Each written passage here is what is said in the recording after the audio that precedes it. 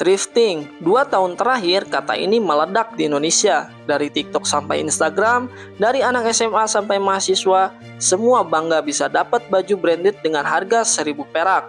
Keren, hemat, sustainable, begitulah katanya.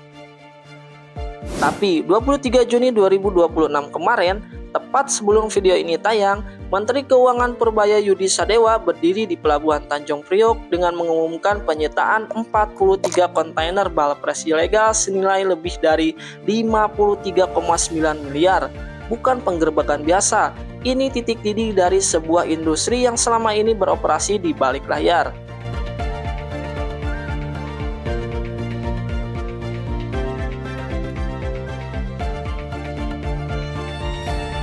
Dan hari ini kita bongkar semuanya.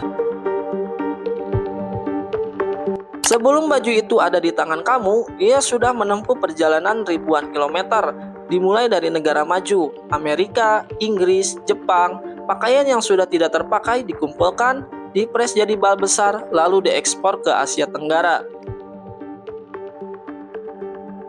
Disinilah celah itu dimulai. Sebagian besar bal pres tidak masuk langsung, melainkan transit dulu di Malaysia, dikumpulkan sedikit demi sedikit di gudang perbatasan, lalu diselundupkan masuk ke Indonesia melalui jalur laut. Direktur Jenderal Bea Cukai sendiri mengakui hal ini. Bal pres jarang datang langsung dari negara asalnya. Dan ketika bal itu sudah dibuka, yang bagus masuk ke toko thrift estetik, dijual dengan harga 150-300 ribu. Yang biasa dijual kiloan, yang terburuk dibuang. Importir besar untung berlipat, pedagang kecil di ujung rantai bersaing untuk sisa. Sekarang balik ke berita kemarin. Bea Cukai menerima laporan intelijen. Ada kapal KM Eden Mas berlayar dari Pontianak menuju Tanjung Priok. Dari 268 kontainer yang dibawa, 46 diperiksa. Hasilnya 43 kontainer, hampir semuanya ternyata berisi balpres ilegal yang disembunyikan di balik dokumen mie instan dan barang pindahan.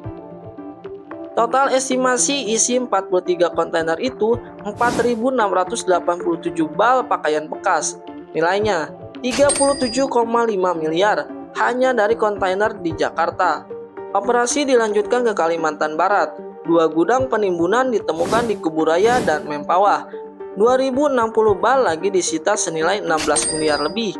Total gabungan 2 operasi 53,9 miliar dalam satu rangkaian penindakan. Dan ini bukan hal yang pertama. Sejak 2024 sampai Agustus 2025, Bea Cukai sudah melakukan 2.584 kali penindakan balpres ilegal.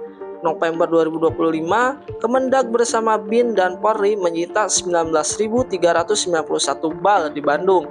Waktu itu disebut terbesar sepanjang sejarah. Sekarang rekornya sudah terlampaui lagi.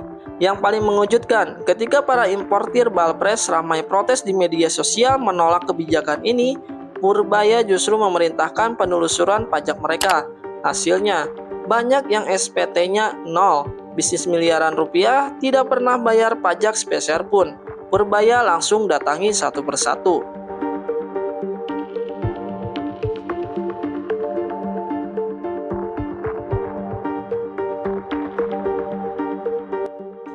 Tapi ada sisi gelap lain yang jarang dibahas. Bahkan Kementerian Keuangan sendiri menyebutnya sebagai salah satu alasan utama pelarangan ini. Purbaya secara eksplisit menyatakan, peredaran balpres berisiko menjadi media penyebaran penyakit, baik dari virus maupun bakteri yang melekat pada pakaian bekas. Baju-baju ini tidak melalui proses sanitasi resmi, tidak ada inspeksi kesehatan, masuk lewat jalur gelap langsung ke tangan konsumen. Ini bukan berarti semua baju thrift berbahaya, tapi kalau bajunya masuk lewat jalur ilegal tanpa sanitasi, ada risiko nyata yang kamu tanggung. Minimal cuci dengan air panas sebelum dipakai.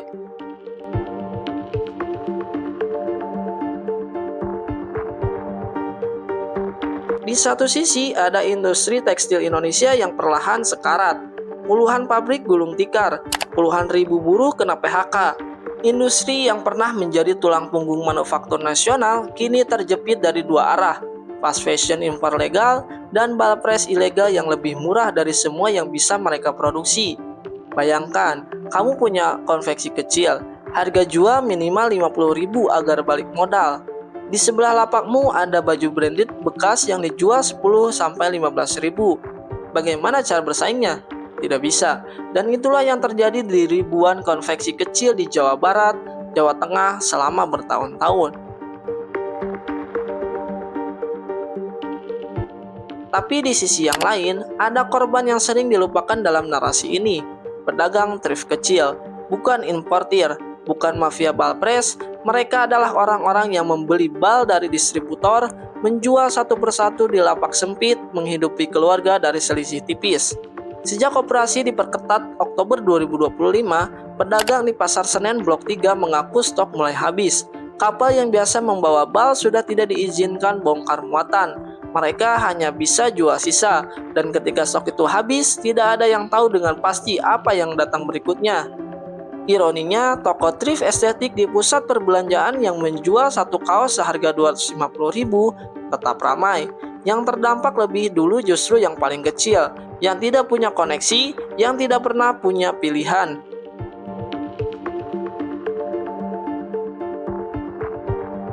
Jadi, apa artinya semua ini? Bukan berarti thrifting itu jahat. Bagi banyak orang Indonesia, thrifting adalah jalan keluar dari keterbatasan. Cara tetap berpenampilan layak di tengah tekanan ekonomi. Itu valid, itu nyata, dan tidak ada yang berhak menghakimi itu. Tapi kalau kamu punya pilihan, pertimbangan ini. 1. Beli dari toko thrift yang transparan soal sanitasi. 2. Sesekali lirik produk lokal. UMKM fashion Indonesia banyak yang keren dan harganya tidak selalu mahal. Karena itulah inti dari gaya hidup yang benar-benar sustainable.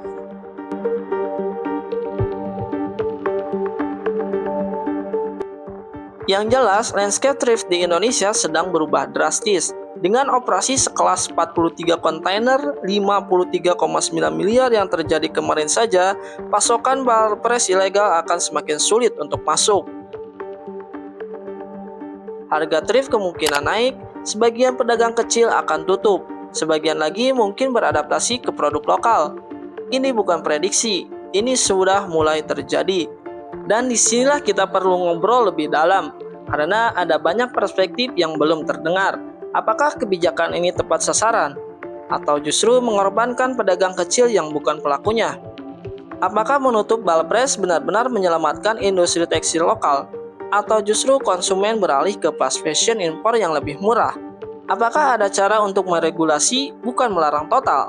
Kamu ada di sisi mana? Sebagai pembeli thrift, pedagang, atau pekerja industri tekstil? Pengalamanmu penting untuk didengar. Tulis di kolom komentar.